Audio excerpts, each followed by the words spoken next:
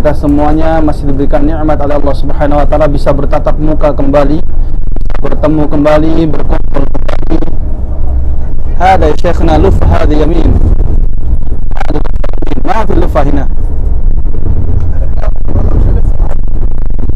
Iya, anta akhud lufah hadi wa ismuh Jabal Sur.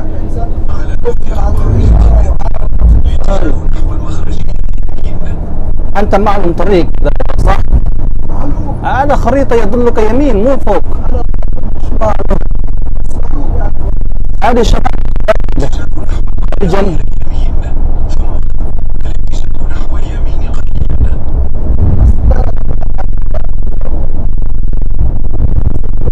هذا هو اللفة.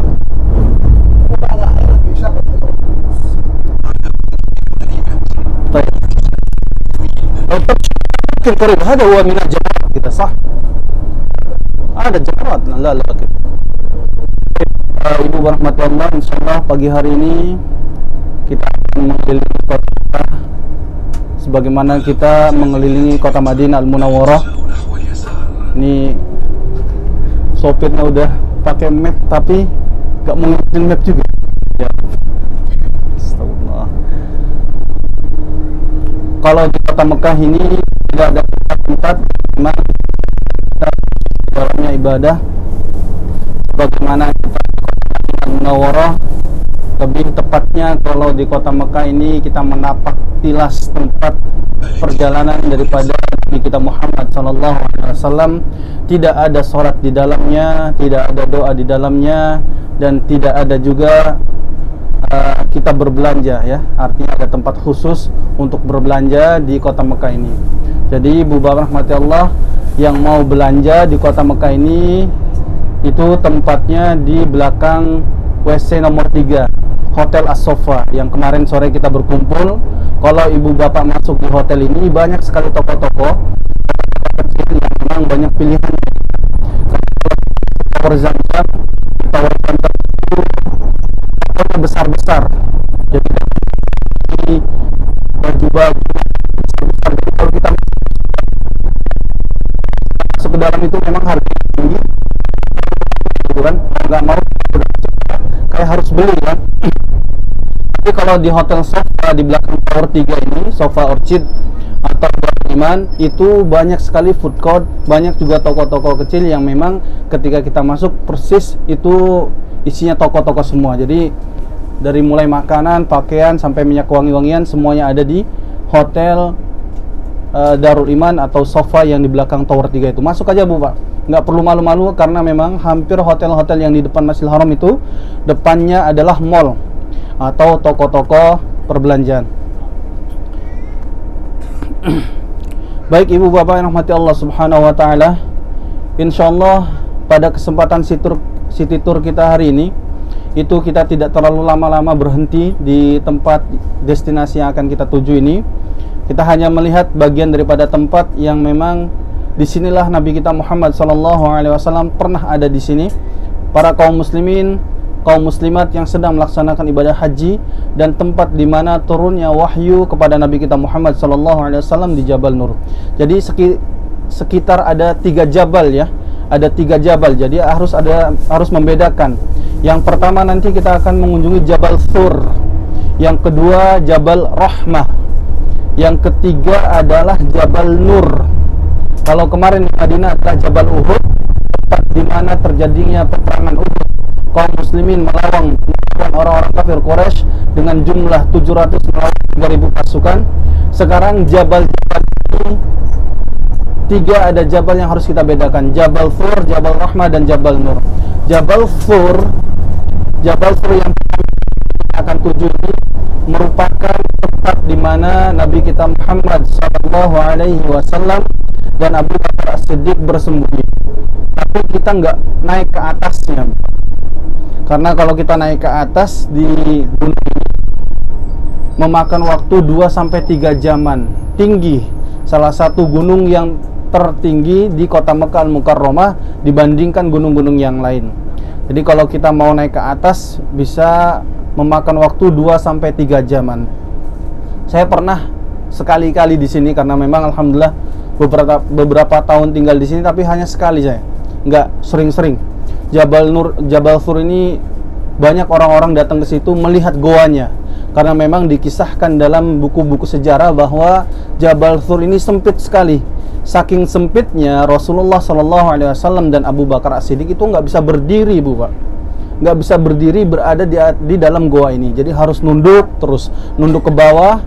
Mungkin merupakan tempat orang kalau dikejar itu benar-benar berada di dalamnya ini takut gitu. Takut orang bisa melihat, bisa langsung menangkapnya. Dan itu betul terjadi pada diri Rasulullah SAW dan Abu Bakar As-Siddiq. Terutama Abu Bakar As-Siddiq begitu mengkhawatirkan, takut dalam kondisi takut, setakut-takut. Takutkan bukan terhadap dirinya, tapi terhadap diri Rasulullah SAW. Ini ya subhanallah, syekh.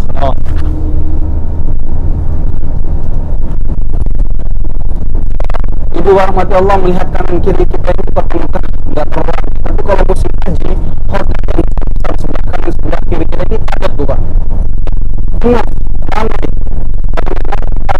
Haji itu dekat dengan melempar jumroh, dekat dengan Muzdalifah,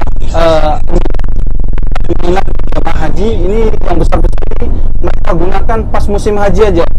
Jadi ada info bahwa kalau hotel ini sekalinya dipakai ketika musim haji itu bisa setahunan dibandingkan hotel-hotel kecil yang ada di sekitaran Masjidil Haram. Jadi mereka sekarang sepi, tapi haji betul-betul luar biasa padatnya ya. كم دقيقة مكتوبة عندك يا شيخ؟ 8 8 مرة بعيد لو ده قريب من فندق 3 دقائق 4 دقائق يا ربي الاتجاه نحو اليسار باتجاه الطريق المنحدر.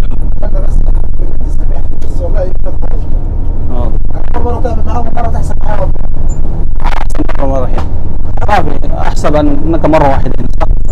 والله الحمد لله أول مرة أجي هنا. والله صحيح. أنا أفكر كده عشان سواق مو مرة يعرف طريق، يعرف اسم الطريق، يعرف إنه 4 أشهر شغال. أول مرة تلف معاك كده. أنت أول مرة لازم معاك الصديق كده يقولك الطريق، ليش كده واحدة؟ يلا الحمد لله. الحمد لله أنا جيت معاكم أنتم بس الله والمشكلة. طيب.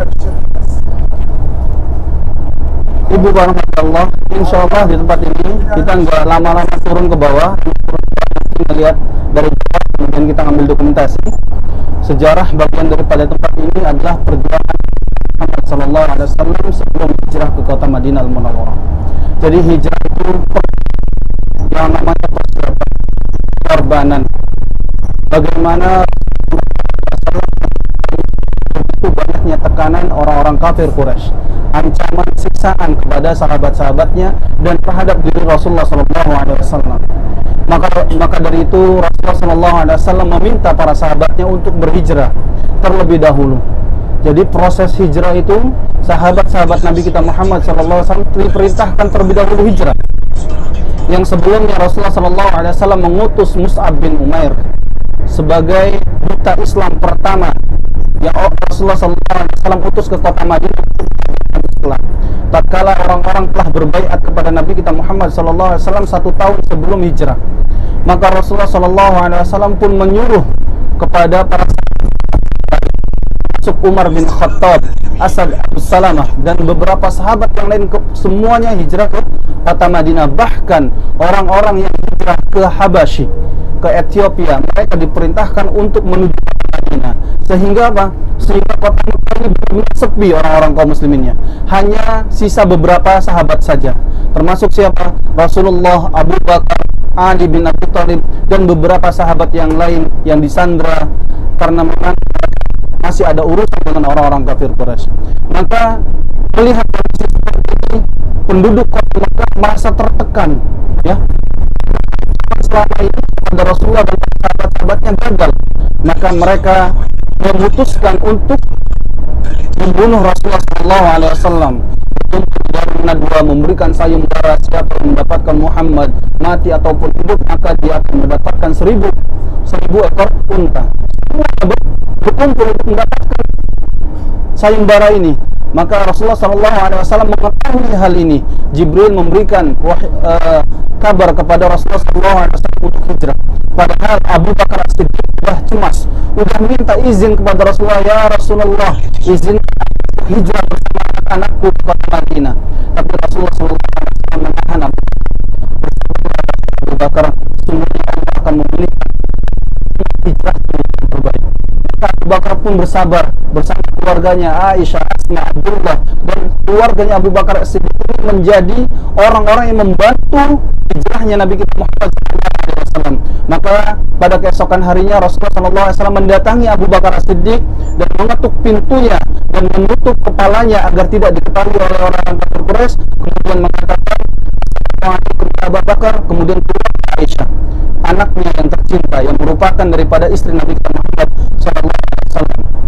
Kemudian Rasulullah mengatakan, apakah ada apa? Dan disitulah Rasulullah SAW mengabarkan bahwa hari itu Rasulullah SAW diperintahkan untuk hijrah, diperintahkan untuk meninggalkan kota Madinah, kota Mekah Al-Mukarramah.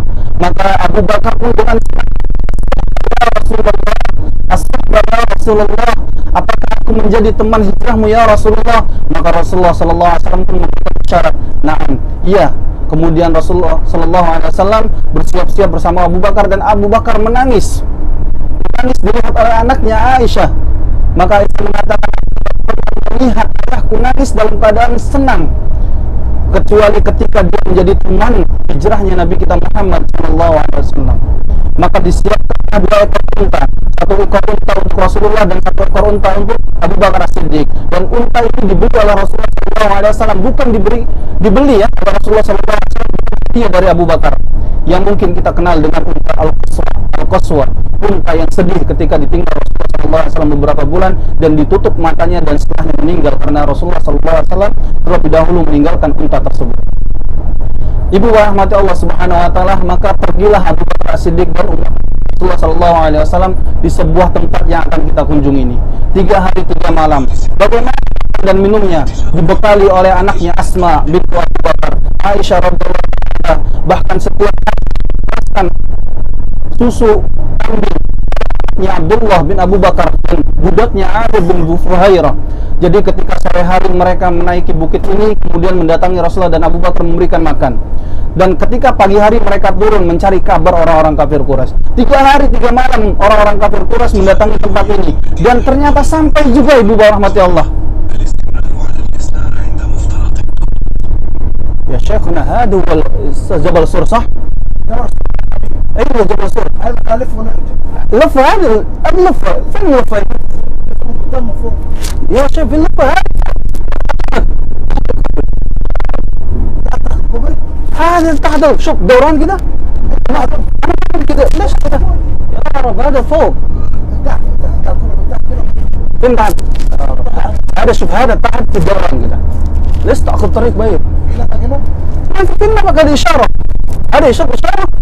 شوف احمر، هذه في الدوران. يا ربي لا اله الا الله.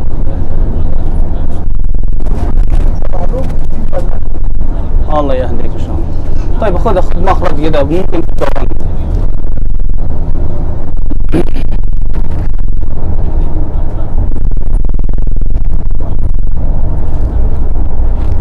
هذا الفندق نحن اصلا لازم مع صديق، ما انت ما في صديق مشكلة. Ibu rahmati Allah Subhanahu wa taala, di antara faktor-faktor kenapa Rasulullah SAW harus meninggalkan kota Mekah ini, di antaranya yang pertama adalah bagaimana ancaman orang-orang kafir Quraisy terhadap diri Rasulullah SAW dan sahabat-sahabatnya, terutama sahabat-sahabat yang baru masuk Islam.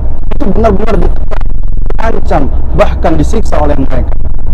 Yang kedua adalah kenapa Rasulullah SAW meninggalkan kota, karena Rasulullah SAW sudah mendapatkan jaminan orang-orang Yathrib, orang-orang Madinah yang ketika itu berbaiat kepada Nabi Muhammad SAW akhir tahun 13 Hijriah, beberapa bulan sebelum Rasulullah SAW Dan yang ketiga adalah mereka ini sallallahu alaihi wasallam على بعد 600 متر berhijrah dari Madinah adalah karena pemuka-pemuka Quraisy, orang-orang Quraisy pembesar sudah mendustakan dan tidak menerima Rasulullah simpel mengajak mereka kepada agama tauhid, bukan agama tahayyur. Yamin ya Ustaz. Ya, gitu. Tahu dia. Simpel. نحو اليمين باتجاه الطريق المنحدرة Astagfirullahaladzim. على بعد 400 متر نحو اليمين باتجاه الطريق المنحدرة Ya, نمشي جدة كده.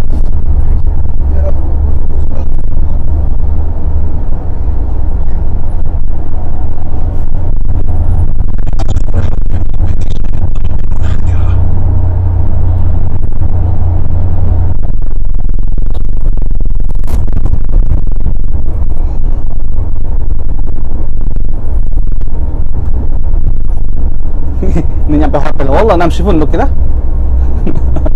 انا الفندق جاي خلصت المصاريف.